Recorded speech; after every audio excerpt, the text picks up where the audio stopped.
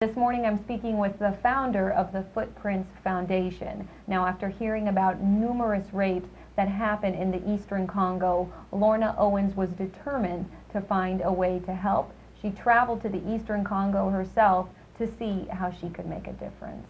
Lorna, again, I thank you for being with me this morning and for sharing your story.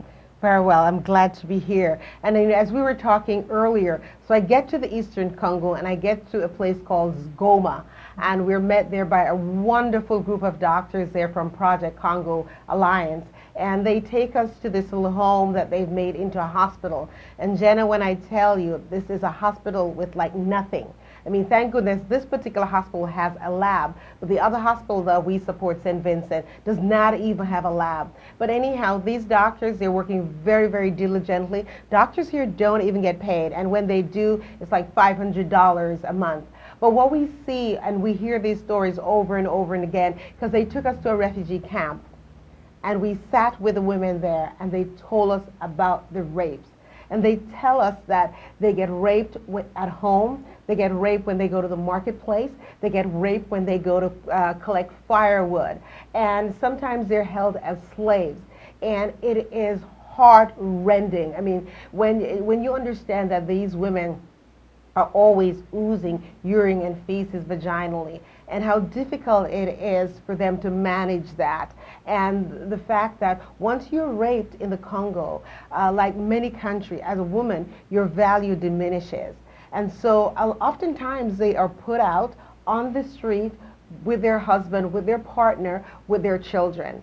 I mean, some of the rapes take place in the home, and the women, they're raped in front of their husbands, or the husband is killed right in front of them, or they'll ask a son to rape the mother, and it is horrendous, horrendous. I mean, it is not for the faint of heart, but those were the stories we heard over and over and over in the Congo. And you're listening to these stories and you don't have a word in any language to say to these women, I'm sorry. I don't know how you did it, Lorna. I think I didn't know all of this. I guess I didn't know what to expect. All I knew is that I was very moved, and I had to go, and I had to make a difference. And it goes back to the whole issue of the power of one, that every one of us in our lives can hear a story that so moves us that you have to do something no matter what. And so this was my no matter what moment. And now let's get to the part where you mentioned that these hospitals, right, they have absolutely nothing in them. And you mean like nothing. Because one of the pictures you'll see is surgery going on, and that's a hospital called St. Vincent Hospital. And when the doctors were describing surgery and the room and the operating room, I thought, oh, they've left out the obvious. Well, they have nothing. I mean, all you will see is a big lamp and an IV tube with some IV, and the person is in surgery. They didn't have a cardiac monitor. They didn't have oxygen. A lot of times the patients are put to are sedated and they go to surgery, or they're just kind of paralyzed and they have no sedation. But they do good.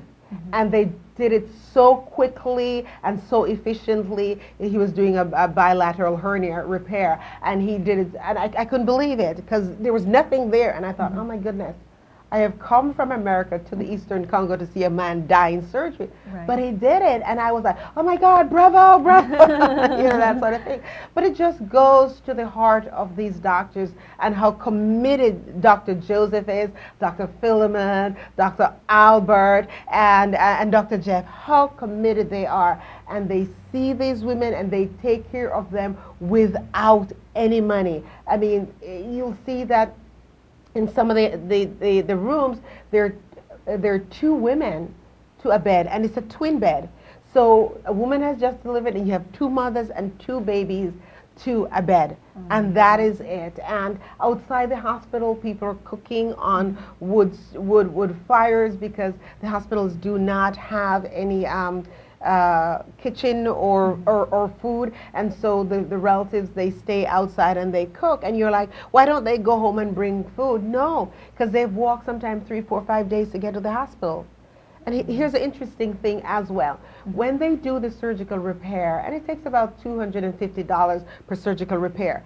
If it's a very complicated repair, first of all, the women walk days and sometimes weeks to get to the hospital, not knowing whether they're going to get surgery. And say they just camp out there.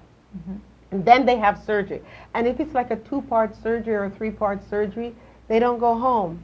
They go back outside and they join the line and they stay for weeks and weeks. There are women staying at these hospitals outside on the ground for a year to get surgery. That is 1 year to get surgery. So that is the kind of devastation you see. One of the women we were speaking to, she kept saying, but nobody would help me, nobody would help me. And what she really meant is that she didn't get any psychological counseling. I mean, your heart just breaks and breaks for these women. And you come back to the numbers, the staggering numbers, 2 million women raped in the Democratic Republic of Congo. And the world stands by and does nothing. And I say, we at Footprints Foundation say, it can't go on. Something has to happen. We as people of conscience and goodwill, and because one of the reasons why I didn't mind driving down to the Keys to see you is because I wanted the world to know.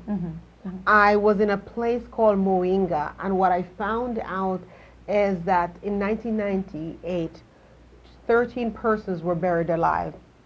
They were put in a vat of hot water, and pepper was put in, and they were concrete over, and they died alive. And I promised those women in Moenga that I would tell the world their story. So that is my mission. That is what drives me every day, to let people know of what's happening to the people in the Democratic Republic of the Congo. You're sharing this story, so you are doing exactly what you told these women that you were going to do. Thank you. We're going to talk more about what the Footprints Foundation is doing for these women when we return from these messages, so please stay with us.